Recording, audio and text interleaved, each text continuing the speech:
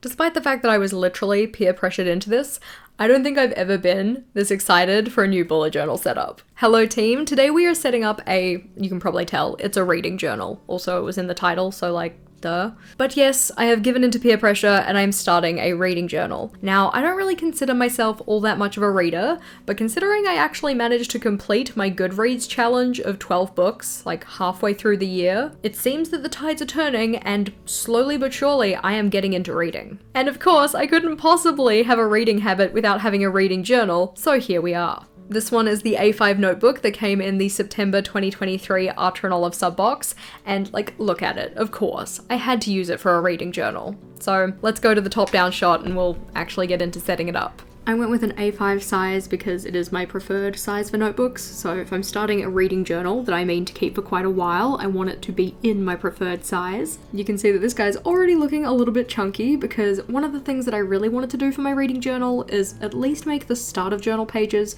kind of scrapbooky themed. That's an aesthetic that I super love in other people's reading journals, so I wanted to be able to do it for myself. Opening it up though and getting into the front cover, you can see I've drawn out a fantasy map in mine. I don't really know where the idea kind of came from, I just liked the fact that with a lot of the books I've been reading currently, they usually have maps in the front of them, so I thought that for my reading journal it might be nice to have a similar idea. But this one is a fictional place where all of the places and features are based on reading habits and tropes.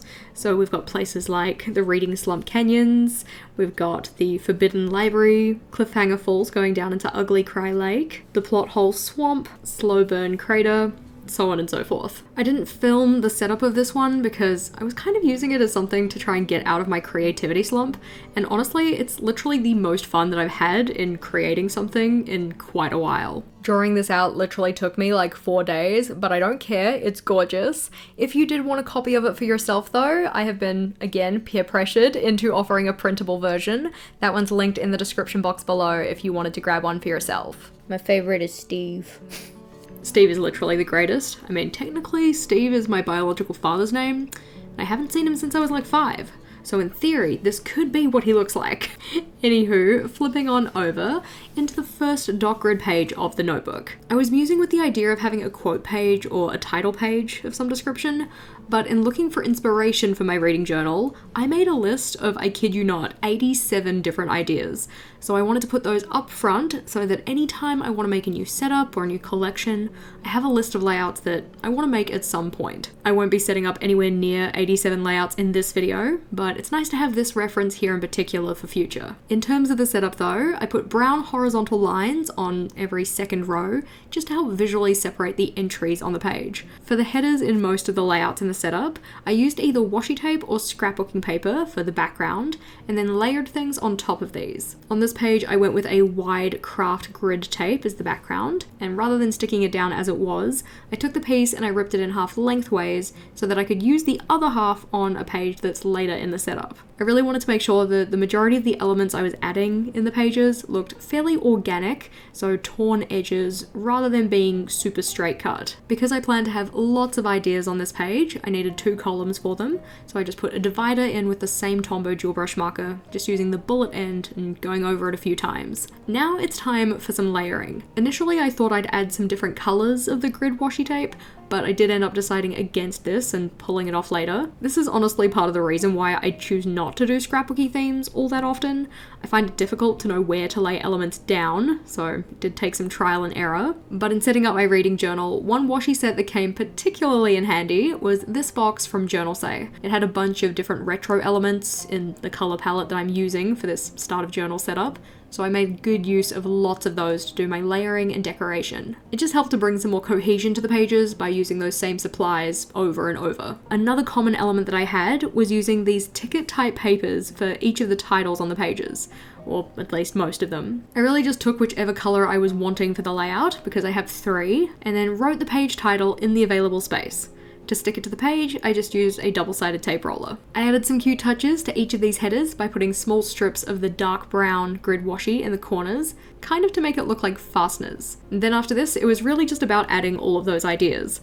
I didn't end up adding every single one of the 87. I really wanted to keep this list to just the ones that I would like to set up at some point, or ones that I want in my reading journal in particular. Maybe we should make another video going through all of those ideas. So to cast your vote, make sure to like the video if you think we should do that. Anywho, flipping on over, we're on to the next setup, which is the index. Now you might be thinking, Jess, we've already set this up, what's going on? You know how I mentioned that creativity slump before? Well, as a kind of way to combat that, I very much let my restless mind pick its own adventure when setting up this reading journal. So the actual process was kind of chaotic, like me wearing my Udi and doing my journaling, or jumping around to different pages to set up bits and pieces. That doesn't really make for great viewing though, so working through chronologically, here we have my index. To do the header on this page though, rather than using washi tape as the background, this is one of the ones where I used scrapbooking paper. To get this into my journal, I folded the scrapbooking paper in half, and that fold is going to sit in the crease of the spread down the middle. I wanted to make sure that that fold was pressed really well in both directions, so I just used my Cricut scraper to press that down.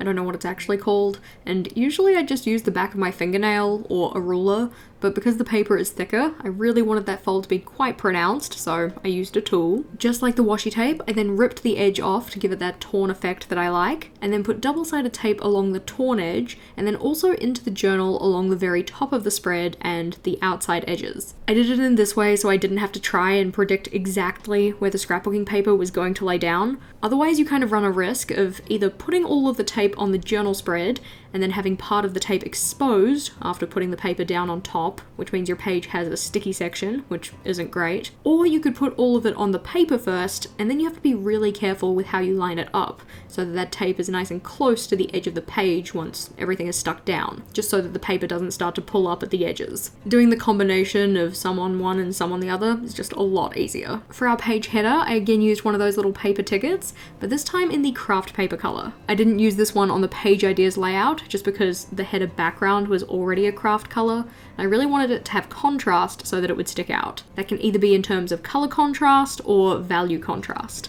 so how light or dark something is. I really tried to play around with both when doing my layering, just so that I didn't end up with kind of monotonous sections of browns and beiges. I then added some decoration to the index using some washi stickers from the washi tape shop. They were perfect for this setup in terms of just adding some decorative elements outside of the headers, and I mainly used them to fill any larger areas of blank space. I opted to run these down the right-hand side of both of the pages, just so that I could have all of my index entries aligned from the left-hand side. And then it was time to add entries to my index, so just adding the page title, followed by the first page any collection is found on, if it's over multiple pages. I don't often use an index in my journals, at least not for my journals where it's kind of chronological in terms of time, but my reading journal is going to be more about long-term collections and similar things, which you can kind of see from this running page list, so keeping an index is just going to help me find things in the long run. Up next though, we have a full spread dedicated to my rating system. This layout has a lot going on, so let's have a look. In terms of setting it up, I actually started on the right-hand side. As said, I kind of chose a chaotic approach to this journal setup, but going in first with some washi tape to make crisp-edged boxes of colour. These are for each of the letters of the core pile rating system, which is the system that I'm going to be using to rate my reads. I needed something that's a bit more structured for my rating of books, rather than just how I was feeling at the time, because a lot of factors can impact that. Core pile, so CAWPILE, is actually an acronym which stands for Characters, Atmosphere, Writing, Plot, Intrigue, Logic, and Enjoyment. This was developed by G over at Book Roast here on YouTube, and she has a separate core pile system for fiction versus non-fiction reads. And here we're setting up the fiction system on the right-hand page. But the general gist is that for each of the books you're reading, you rate the book out of 10 for each of the different categories. You then take an average of your ratings to find your overall rating for the book. There is a bit more nuance to that, and she does offer some guidelines as to how you can rate each of the things out of 10, but I'm going to be taking a slightly different approach to my ratings, so effectively a tweaked core pile system. I'm not going to get into much detail about that now, because it's probably more complicated than it really needs to be, and certainly not super necessary for showing you my reading journal setup, but if you want me to do a separate video related to that, just let me know in the comments. The long story short of it though is that instead of rating my books out of 10 for each of the categories, I'm going to be rating out of 5 because I typically like to use half stars as part of my ratings, and mine's probably just going to be a straight average of the different sections rather than an average then converted into something else. For the layout of our page though, I put each of the initials of core pile using my alphabet stamps from Stationery Pal, and then after this finished off writing in what each letter stood for. I then wrote down some questions that can be used to help assign ratings for each of those elements. For example, for the character part of core pile, we have things like, are the characters memorable? Were the secondary characters important? So on and so forth. Some of these prompting questions were my interpretation of each of the elements, but the majority of them do come from G's original system. There's a link to the video where she explains her version in the description box below, along with links to any of the equipment that I used in this setup, discount codes for any of the places that I got them from, because we love savings, and links to any other related stuff. Yay for a multi-purpose description box. Onto the left-hand page though, and at the top of this one, I wanted to put a breakdown for what each of my different star ratings means. This ranges from 0 stars, being what even the expletive, and 5 being my favorite book, faux show. So for each of those star ratings, I've listed a little descriptor of what they mean. I can then use that general scale to assign my core pile ratings, and then also check that my average for any given book kind of lines up with my feelings for the book in general. At the bottom of this left-hand page though, is where I've put my core pile rating system for non-fiction books. And the reason that I got to this part last is because it kind of required the most thought from me. While G did have a non-fiction rating system, I changed this to better reflect the type of non-fiction books that I like to read, which are typically self-help or personal productivity books. So my letters stand for credibility, accessibility, writing, payoff, individuality, logic, and enjoyment. Again, if you want me to go into more detail with this rating system and how I'm going to be using it, do just let me know. But to fill out this section, each of the core pile letters got stamped out using those alphabet stamps, and then the rest of the word was written in with a Statler Tri Plus fineliner. Then the description was written in my typical Papermate Inkjoy pen. But honestly, in the entire setup of my reading journal, this spread is probably my favorite. It might be a little bit biased because it is also the most full, and the other pages are kind of fill in as you go, so I can't be too harsh on them. But flipping on over to the next spread, and we have my TBR spaces for fiction and non-fiction reads. Mainly so depending on what mood I'm in, I can just find the type of book that I want a little bit easier. The header on this one was done similarly to what we had before, so using that scrapbooking paper as the background, then sticking it down with the double-sided tape, trimming away any excess, and then rounding off the corners with my corner rounder. Once that was in, it was just time to layer in the bits and pieces over the top. You can kind of see what I mean here about having some variation in the contrast, so darker colors for that typewriter over the lighter color of the ticket, that kind of stuff. We also have those washi stickers again for some added decoration, and if you wanted to grab them yourself, I'll just say that you get a really good range of designs in that set, but they also tie together really nicely, which made the decoration quite easy. Again, that one's linked in the description box below, and you can use code JASHI10 for 10% off if you wanna. We love savings. Obviously, I'm yet to add any books to either of these pages, but I am looking forward to getting it filled in. On a similar vein though, flipping over, and our next page is my recommendations list. For this one, I just have the one page on the left here, because my general thinking is that my TBR on this spread is really going to be for things that I've very much decided that I do want to read, whereas recommendations are the ones that have either been suggested to me or I've seen them somewhere else, maybe online or something, but I'm not necessarily 100% sold on them just yet. Like, I'll be sold enough to actually write them down on the list, but not necessarily so sold that I'll add them to my TBR, which is for things that I definitely want to read. In terms of setting this one up though, you can see we've got a full page of scrapbooking paper on the right hand side, but the structure of the recommendations space is that the first column is for the person or place that did the recommending, the next column is for the book title, and then the last column is for the rating. I want to keep track of the ratings that I'm giving for these recommendations, kind of so I can see if the recommendations from a certain place or person are actually resonating with me, kind of so I can make informed decisions regarding pursuing their recommendations in future. On the right though, we have my DNF page, or did not finish, for any of the books I start,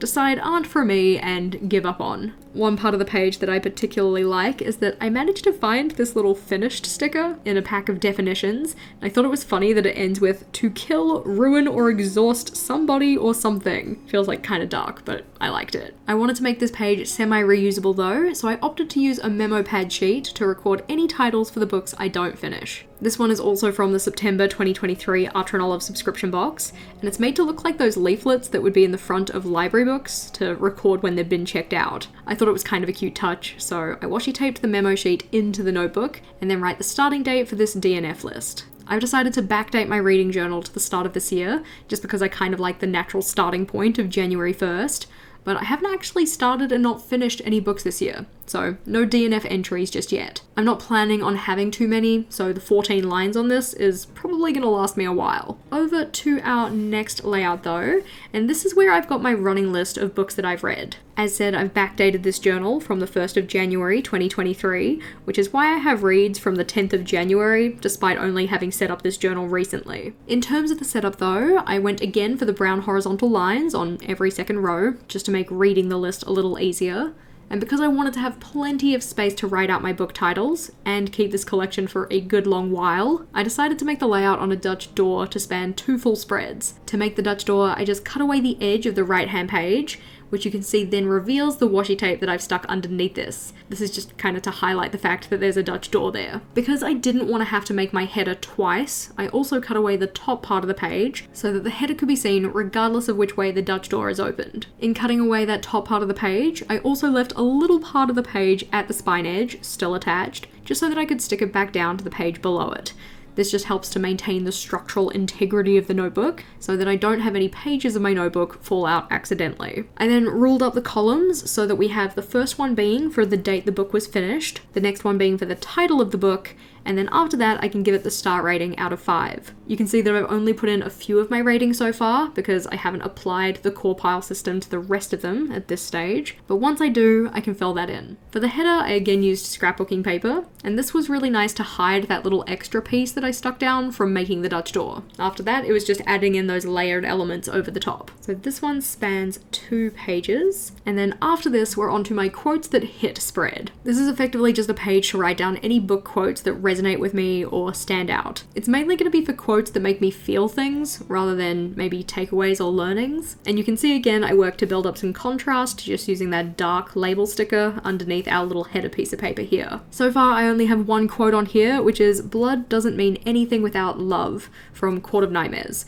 The book was low-key trash, but the quote resonated with me. You can see I have plenty of space on this page. We've got a little bit of decoration in the corners, but I wanted to leave this one quite open because as I add more quotes to it, it's going to get very full, even if at this stage we only have the one quote. Over the page though, and on this one we have my series tracker and my cumulative stats page. The series tracker has a space to check off when the series has actually been finished, and then a place for the title of the series. And then on the right is where I put in dots to indicate how many books there are in that series. As I read them, I can check them off, and I check off from the right to the left, which feels very foreign to me, but it does mean that I don't have to predict how much space I need to put in each of those dots, just because the size of series can be quite varied. So if I build from right to left, I'm not going to run out of space, in theory. At the moment, we just have the 3 series here, and I'll add more as I commit to those series. On the right-hand side though, we have my cumulative stats page, or cumulative statistics. I wanted this page to be reusable, so I'm putting my statistics on little sticky notes that kind of fit the general aesthetic of the setup. But essentially, because they're on sticky notes, it means that I can switch these out after a certain period of time.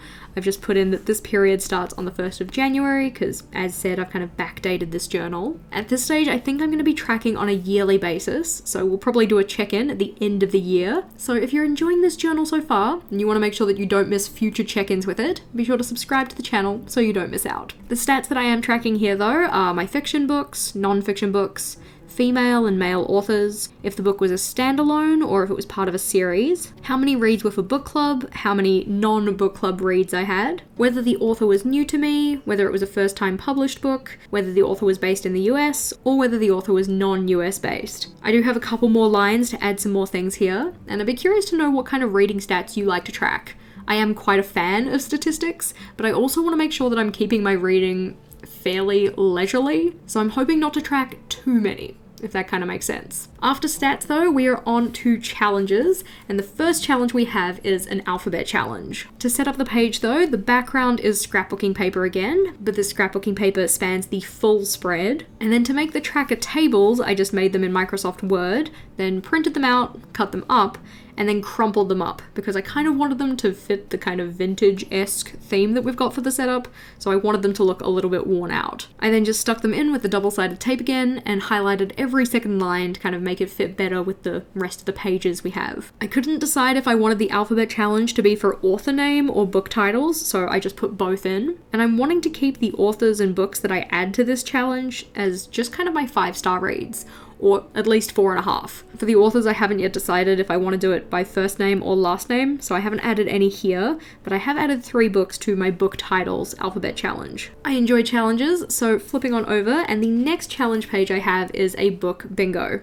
Or rather, 2 of them. This was set up in a very similar way, so scrapbooking paper for the background. I found one that had bingo cards on it, and I thought that fit really well. And then the bingo boards I made on the computer, just printed them off, crumpled them up, and stuck them in. I do have the templates for both these ones and also these guys over here available as free downloads, so if you want to grab those, they're linked in the description box too. You can see some of them have been filled in. I don't necessarily know which ones are for which books. I probably should have thought about that in advance. Originally, I was kind of planning on having one side be the bingo board and the other side being just open, and I could write the book title in there, but then I wanted to do general reading habits and tropes, so yeah, I went with this one instead. I enjoy a good challenge though, so flipping over, and the next challenge-esque thing I have is reading prompts, or effectively prompts that I generate myself or collect from other places that I can then use to pick different books that I want to read. This one's very open, it's just going to end up being a list of prompts. Effectively, it's just a place to write down the ones that resonate with me, and then I can use those either to challenge myself for,